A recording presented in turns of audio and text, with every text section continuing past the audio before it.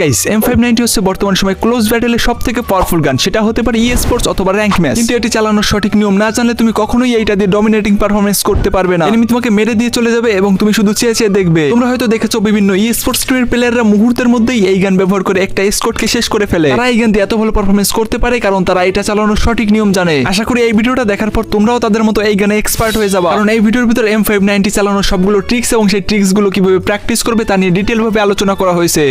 Mais je n'ose pas, lui qui me fait tourner dans le vide. আজকের ভিডিওতে মাত্র 5টা স্টেপের মাধ্যমে আমি তোমাদের সম্পূর্ণ বিষয়টাকে বুঝিয়ে দেবো এবং লাস্টে এমন একটি সুপার টিপস বলে দেবো যেটা জানার পর তুমি এই গানটিকে MP40 মতো চালাতে পারবে।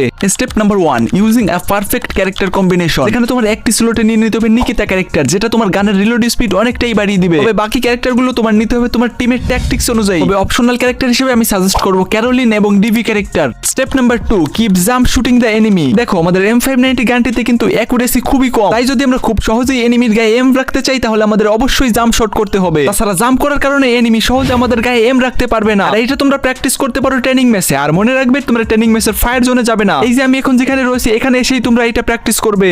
Step number 3, fire and take cover. এই ট্রিক্সটা তুমি তখনই ইউজ করবে যখন তোমার টিমমেটরা তোমার থেকে অনেকটা দূরে থাকবে। তবে নরমাল ব্যাটেলেও যদি এই ট্রিক্স অ্যাপ্লাই করো তাহলে ভালো ফলাফল পাবে, যেখানে তুমি একটা পারফেক্ট ভাবে ফায়ার করেই কভারে চলে আসবা। আর এটা তুমি সহজে প্র্যাকটিস করতে পারো ট্রেনিং ম্যাচে গিয়ে। ঠিক আমি যে পজিশনে করে দেখাচ্ছি, jump fire and take cover, jump fire and take cover, jump fire and take cover. এইভাবে প্র্যাকটিস করতে থাকবে যতক্ষণ না পারফেক্ট হচ্ছে।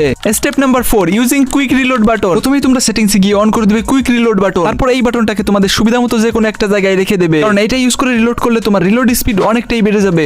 Step number 5, don't use the M590 for mid range fight. দেখো বেশিরভাগ প্লেয়ারই M590 নিয়ে মারা খায় কারণ তারা এটা নিয়ে মিড রেঞ্জে ফাইট করে, কারণ মিড রেঞ্জ ফাইটে M590 অতটা কার্যকরী নয়। তাছাড়া MP40 UMP সহ এই ধরনের গানগুলোতে মিড রেঞ্জে হেডশট লাগার চান্স অনেকটাই বেড়ে যায়, যার ফলে এনিমিরা সহজেই তোমাদেরকে এলিমিনেট করে দিতে পারে। তাই সবসময় চেষ্টা করবে যতটা পারো কাছে গিয়ে M590 দিয়ে ফাইট করা। আশা করি এই টিপস গুলো ফলো করলেই তোমরা খুব সহজেই M590 চালানো শিখে যাবে। আর সেই সুপার ট্রিক্সটা হলো প্র্যাকটিস, প্র্যাকটিস এন্ড প্র্যাকটিস। আর ভিডিও শেষে এসে বলছি, যদি ভিডিওটাকে একটু হেল্পফুল মনে হয় তাহলে ভিডিওটাকে একটা লাইক করে দিও, আর চ্যানেলে নতুন হয়ে থাকলে চ্যানেলটাকে সাবস্ক্রাইব করে রেখো। তোমাদের সবার জন্য শুভকামনা রইল। Good bye.